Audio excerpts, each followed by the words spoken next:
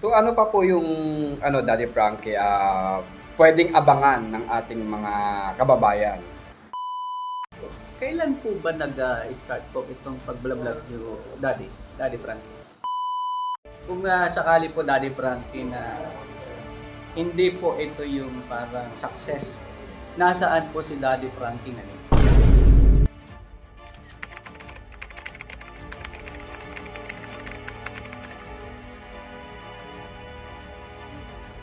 Ayan mga kababayan, mga kabarangay, magandang hapon po sa atin lahat.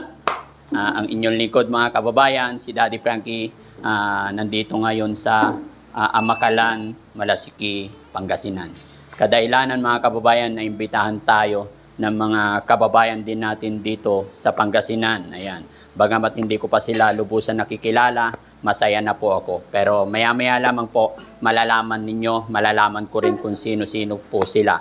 Pero syempre, bago ako magsimula mga kababayan, bigyan ko muna ng respeto ang ating barangay captain sa barangay na ito mga kababayan, si Cap Atong Pereras. Ayan. At syempre, ayan po.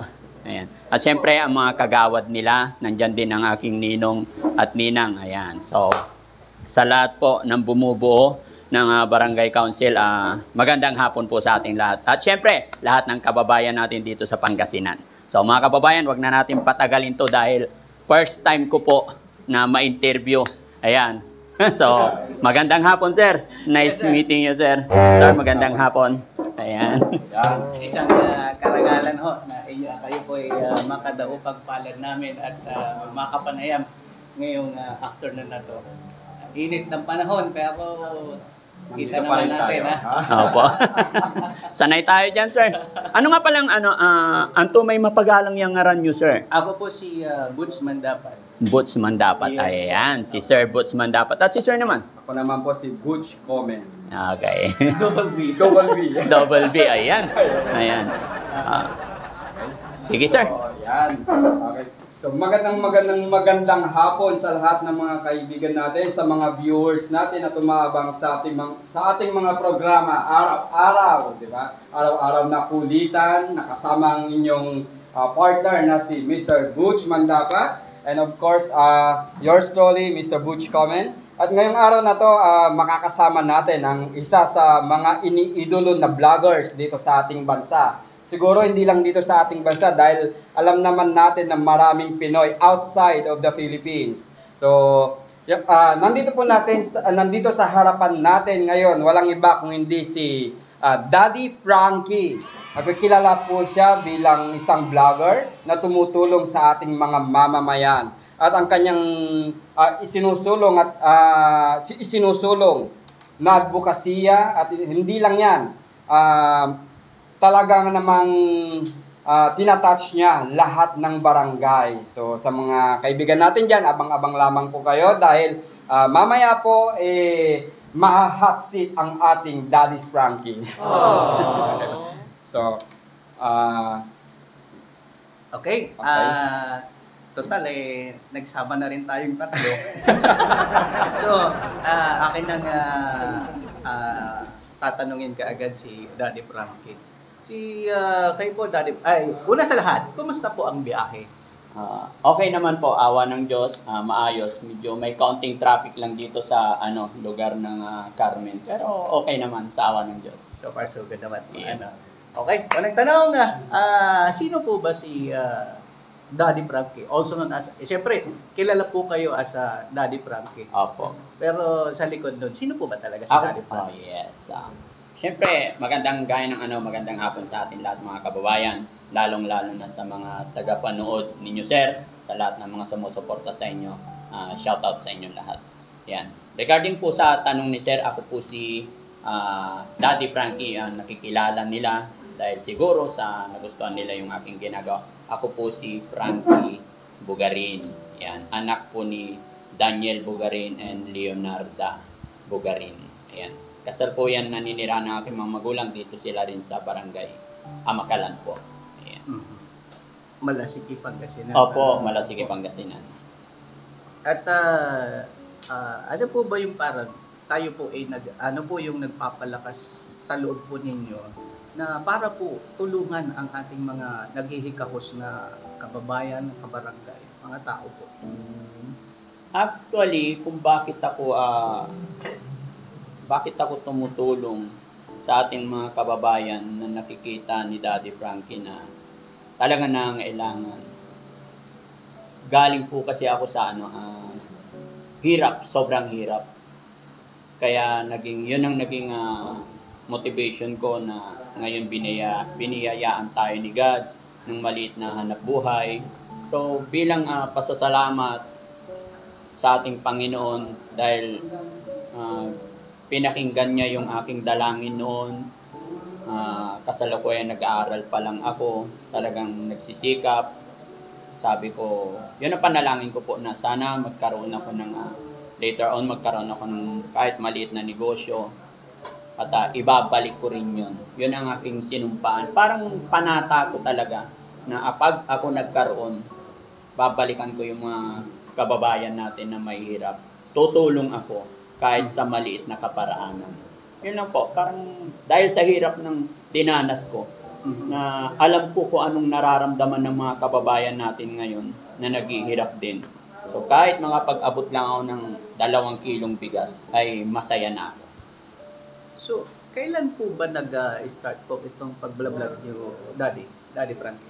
Actually, parang noon pa man, pag may mga wala pa naman akong business, pag may mga nakikita ako, halimbawa may mga kapitbahay tayo, namatayan, talagang hindi ko matiis, hindi mag-abot ng kaunting tulong.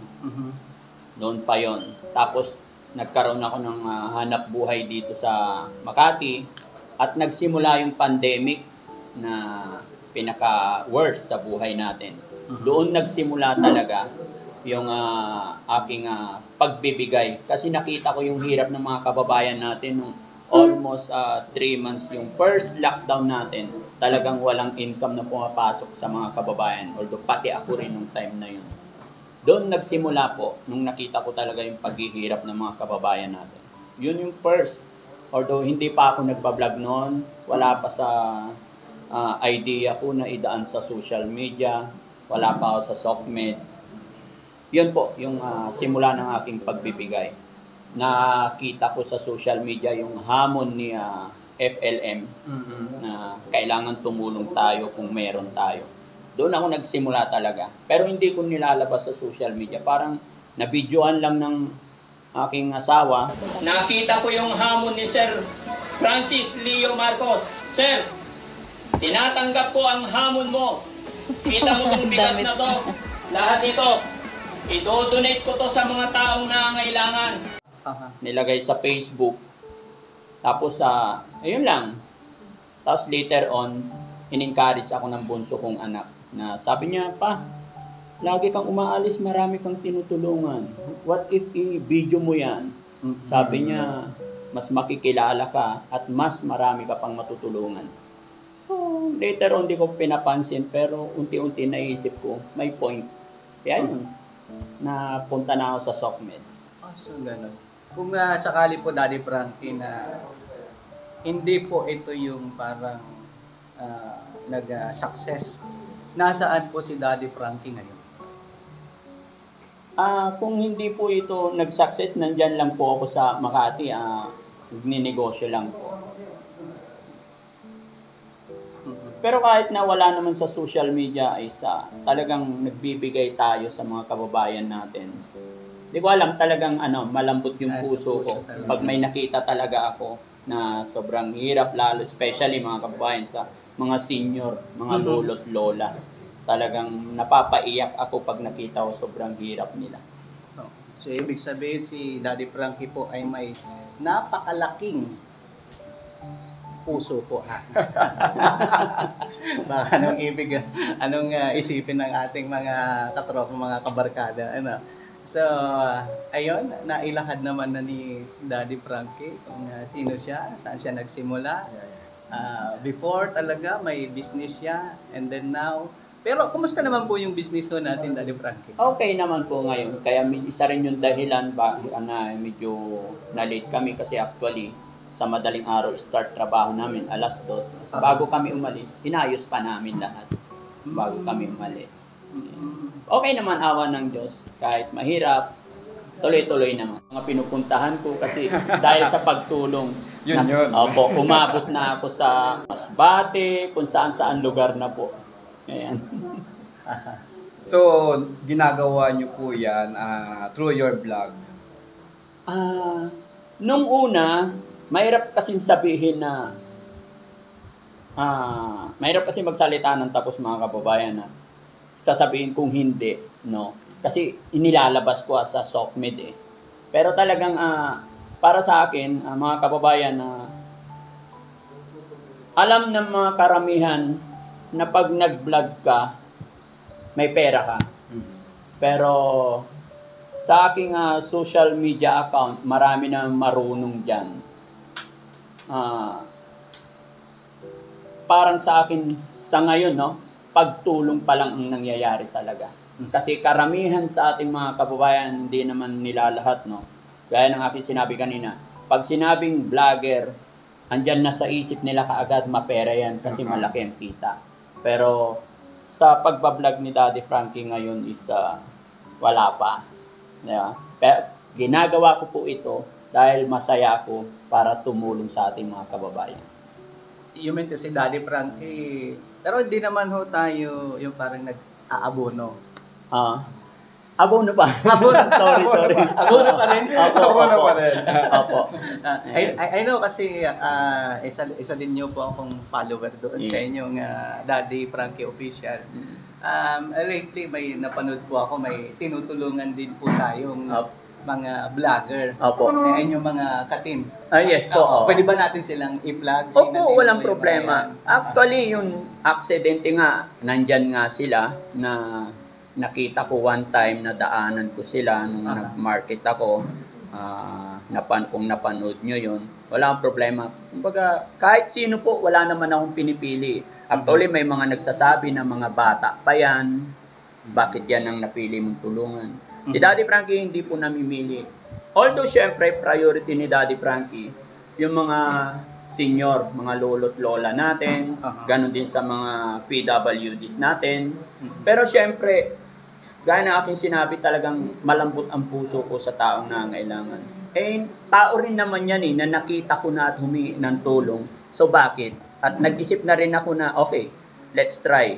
Kaya dinala ko sila sa bahay. Sige, dito kayo hanggat makarecover kayo. Basta, syempre, hindi naman totally tulong ng tulong eh. Binigyan ko sila ng mga gagampanan nila, trabaho. Parang ang ibibigay ni Daddy Frankie is panimula. Kasi, ganon din pupunta yun eh, kung hindi natin sila tutulungan, di ba?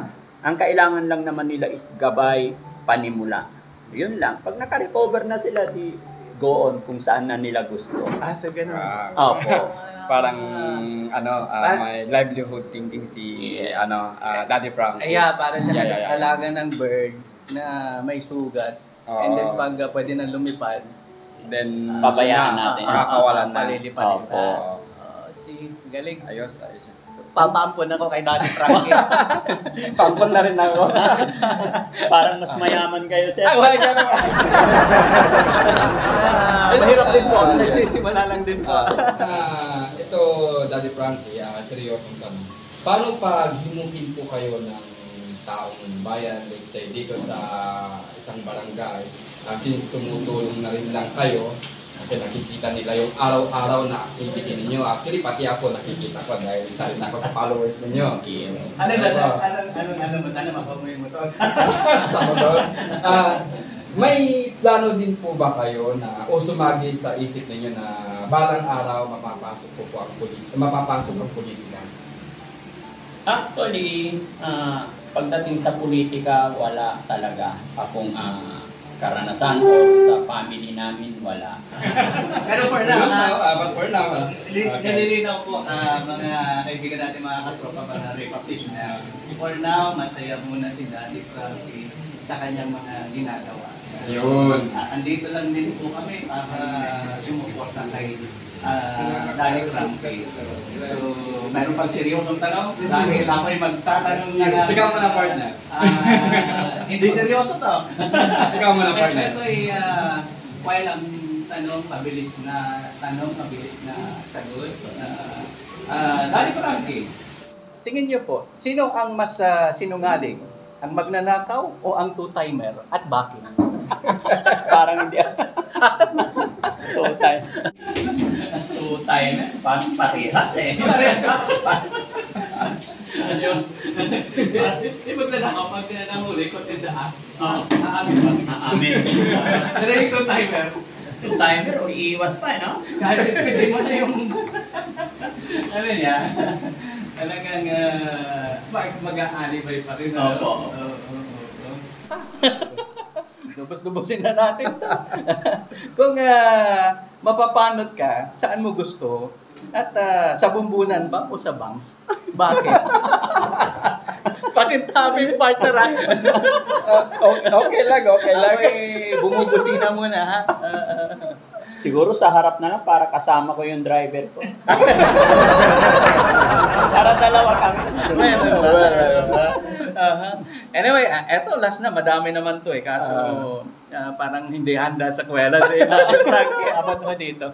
Kung sakali po Daddy Frankie na mapapalitan po ang inyong pangalan, anong gustong-gusto nyong ipalit sa pangalan niyo? Parang wala akong naisip ipalit kasi parang nakasanayan na ng mga tao na lalong-lalo na doon sa present address ko talaga. Daddy talaga tawag sa akin. Kaya maraming nagugulat kasi akala nila yung Daddy Frankie sa malayong lugar matanda na. Yung pala 21 years old pa lang. Panganay pala ng isang taon sa akin si Daddy Frankie. I am 20. Mga kuya ko pala kayo eh. Anyway, Kasi tumutubo pa lang ang buhok ko kaya. Daddy honor partner. Okay na ako. So, yun. Daddy Frankie, ano pong magiging mensahe ninyo sa mga kaibigan natin, sa mga viewers natin na gusto ring maging vlogger katulad ninyo? Yeah, may papayo. Yes, may papayo. Lalo na sa mga magsisimula pa lang po, Daddy Frankie. I know, ikaw naman po, nasa tugatog na pa. Yung iba naman, hindi naman. Mapayuhan po natin sila. Ang pagiging charity vlogger kasi, ayan, kung gusto mo, madali. Kung hindi mo gusto, mahirap. Parang yun yung may kasabihan na. Opo. Ayaw mo. Oo. Ay kung ayaw mo, maraming dahilan. Kapag gusto, maraming paraan. Yes. Ganun At yan. doon sa mga vlogger na kagaya ko, especially sa mga magsisimula pa lang, tuloy-tuloy lang pag nasimulan na. Kasi sa totoo lang, pag pinasok mo to, baka yung iba, pag sinabi nilang naka 5,000 followers na ako, okay na. No. Ang buhay dito sa social media is up and down. Naging okay ka na ngayon, pero bukas hindi mo mamalayan, mawala yung channel mo, mahack. Marami tayong kalaban. Kaya kailangan maging matibay ang dibdib mo. Kailangan mapasensya ka. Dahil, gaya ng sabi ko na maraming kalaban, hindi lang po si Meta ang kalaban natin. Kasi napakarami niyang rules. Yeah. Sa totoo lang kasi kung bakit minsan marami kayong nakikita na bakit ganito pa iba-iba. Kasi ang nagdi-detect ng mga rules natin, violation is hindi na tao eh. Robot na kasi ang nag-check niyan. Kaya may mga time na pa iba-iba. So napakahirap being a charity vlogger. Pangalawa, kung bakit ko nasabing maraming kalaban, yung mga kapwa rin natin. Kasi kahit gumawa ka na ng mabuti, may mga basher pa rin. Napakaraming basher. So, pag mahina-hina ang dibdib mo, papatulan mo yung sasagutin mo. Pero ako kahit minsan, hindi ko sila pinapatulan. Dahil ang katwiran ko, sa sarili ko, alam ko, mabuti yung ginagawa ko. So, instead na patulan ko sila, sinasabi ko na lang na, saka na lang kita sasagutin, saka na lang kita papatulan. Pag nakatulong ka na, kahit sa sarili mong barangay pa lang. Diba? Once na may kasi hindi mawawala ang basher eh. Mga trolls. Opo. Pag nakita ko na yung nambabash or bumabati ko sa akin, nakita ko kahit 3 beses lang na nakatulong kung saan man siya naroon, pwede siguro. Pero mahirap kasi patulan yan. Kaya mas maganda manahimik ka na lang. Basta gawin mo lang yung alam mong tama. Sigurado ako pagdating ng panahon, magiging okay din ang lahat. Magiging matagumpay din. Kasi napakahirap talaga sa pag-vlog ngayon. Pakahirap. Maraming bukod sa mga hacker, maraming kalaban. Daddy Frankie, naihalan tulad ka sa isang puno ng mangga. Namumunga ka. Kaya binabat ko yung bunga mo. Ganun lang yun. Kaya sa mga, may mensahe kayo sa mga bashers, Daddy Frankie? Sa mga basher, simple lang ang masasabi ko eh. Mahal ko silang lahat kasi hindi naman nila nakikita ko anong ginagawa ko eh. Di ba? Excuse me. So kaya nila nasasabi kasi hindi lahat ng galaw ko, hindi nila nakikita. Akala siguro nila yung mga tinutulong ko nanggaling sa pagbablog. Hindi po. Galing po yan sa aking negosyo. At saka may kasabihan kasi na yung taong walang sinabi, maraming sinasabi. Pagka ang tao may sinabi, tahimik lang yan. Kaya alam mo na ibig sabihin nun, yung mga maraming yung mga basher na yan. Action na lang. Yes. So ano pa po yung Daddy Frankie, pwedeng abangan ng ating mga kababayan na inyong programa? Abangan ng mga kababayan natin kasi nag-umpisa po ako, mag-isa lang ako, tapos kumuha lang ako ng driver ko. Pero sa ngayon, excuse me, sa ngayon po, bumubuo ako ng team kasi nahihirapan din ako na puntahan lahat yung lugar ng mga kababayan natin na humihingi ng tulong. So, sa team Daddy Frankie, naglagay ako ng mga kasamahan ko dyan na nagbibigay din ako ng kaunting fund para kahit wala ako sa lugar na yun, yung nakikita nila mga senior, mga lolo't lola, sila na mismo makakatulong. Yung mga team ko na yan ay mga charity vlogger din na nagsisimula. Kaya nag-re-recruit ako. So, yun. Para mas mabilis naming mapuntahan yung iba-ibang lugar kahit wala ako. Wala yung presence mo. Lumalawak yung Daddy Frankie team. Yung adhikain ni Daddy Frankie. Gusto kong palawakin pa. Na sana lahat ng mga taong mahirap ay maabutan namin kahit maliit. Also especially sa mga forest. Oo. The fort talaga. Aramay, mga nasa laylayan. Atan, Pangasinan. Taga Pangasinan si Daddy Frankie ha. Panog yun ta. Taga Pangasinan mood. Oo. Puron taga Pangasinan. Panagsalita to nila ba Pangasinan talagang matatalaki la. 5 years from now, nasaan na po si Daddy Frankie? Hindi ko po alam. Basta ako gagawa ako ng mabuti. Tutulong tayo sa abot natin mga kaya. So, sigat na lang po nakakalam. Kung ano man, basta pinapanalangin ko lang na dalhin ako ni God kung saan ako nararapat at gabayan ako parati. Ganon din sa aking mga kasamaan na sana maging maganda ang aming tatahakin parati. Ayoko kasing, siyempre may pangarap tayo. Pero ayokong sabihin na gusto ko ganito. Ayoko magsalita ng tapos. May mga tanong pa ba na hindi ko na itanong? Pwede idagdag. So, okay na. So, nakapagmensahe na si Daddy Frankie. So, yun na for the na tayo. Extrahan ka na. Okay. Okay, maraming salamat sa mga viewers ho natin, sa mga beautiful people nanonood at nakikinig.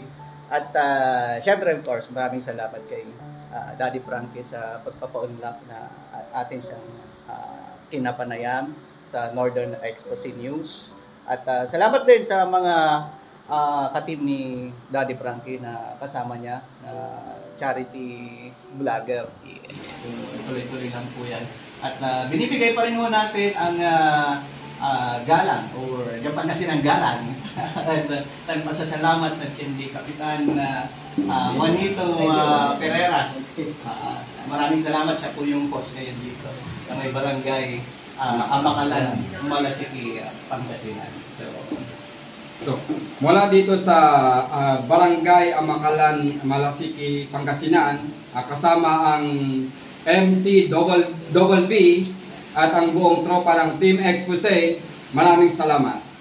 Sama-sama natin! At paano? Daddy Frankie! Salamat. Okay. Masantos si Agud si kayo namin kababayan ko dyan Malasiki, Pangasinan. Hindi lang po dito sa Pangasinan, lahat po ng mga kababayan natin kahit na nasa ibang bansa, ayan, mga OFW. Masantos ya kaagawan ni si kayo namin. At sa lahat ng viewers natin via live, wag po nating kalimutan na i-follow at patuloy nating suportahan ang programa ni Daddy Frankie para naman lalong lumawak at lalong dumami ang kanyang matutulungan. Di ba? Instrument siya ni God. Yeah. So, it's a big blessings for us, mga kabayan, mga kaibigan, mga karipapips dyan at kakulitan. So, muli, maraming salamat. Thank you. Thank you po. Yun. Thank you so much, sir. Salamat. Okay naman, walang ng video na, ano. May mga kaibigan tayo na gusto mong magpabati, personal din. So, yun mga kababayan, mga kabarangay, kumusta po kayo lahat? Sana po ay nasa mabuti kayong kalagayan. Ayan. Saan man po kayo naroon mga kababayan ko, Luzon, Visayas, Mindanao, sana po ay nasa mabuti kayong kalagayan. Ganon din po sa ating mga kababayan na nasa ibang bansa, mga OFW, sana po ay okay kayong lahat at gabayan po tayo ng Panginoon lahat, ilayo tayo sa anumang kapahamakan, anumang disgrasya. Mga kababayan ko, mga minamahal ko, si Daddy Frankie na imbitahan po dito sa Amakalan, Malasiki, Pangasinan. Ayan. Sa pag-imbita po nila sa akin ay pinag-usapan natin kung paano natin mapalawig yung magandang gawa, pagtulong sa ating kapwa. At kaya malaking karangalan at namit ko po sila rito, si Butch RJ Komen and Butch Mandapat, Jerry Cachero. Ayan. So, abangan nyo po yung mga maganda naming pinag-usapan kung paano natin mapalawig, gaya ng aking sinabi, ang magandang gawa, pagtulong sa ating mga kababayan. Na yun din naman po ang ginagawa ng inyong lingkod. Ayan. Sa mga hindi nakakilala, si Daddy Frankie po. Ayan. At syempre, bago matapos ang usaping ito mga kababayan, sasamantalahin ko po, may mga nagpaabot dito, mga followers ni Daddy Frankie. Isa shoutout ko si Josa Lopez. Ayan, shoutout sa iyo, Josa Lopez. Kung nakikinig ka man, maririnig mo man ang mensahe kong ito, mabuhay ka and thank you sa suporta kay Daddy Frankie. Ganon din kay Sarah Komen. Ayan, mabuhay po tayong lahat mga kababayan. At syempre mga kababayan ko, sa lahat ng sumusuporta kay Daddy Frankie, lahat po ng nagmamahal kay Daddy Frankie, ayan, ako'y maglalambing sa inyo mga kababayan, pakisupport po ang FB Northern Exposed News. At ito po yun mga kababayan, ito po yung aming napag-usapan kung ano ang kanilang inilulunsad na mabuting gawa. At later on mga kababayan, makikita nyo po yan. Ayan.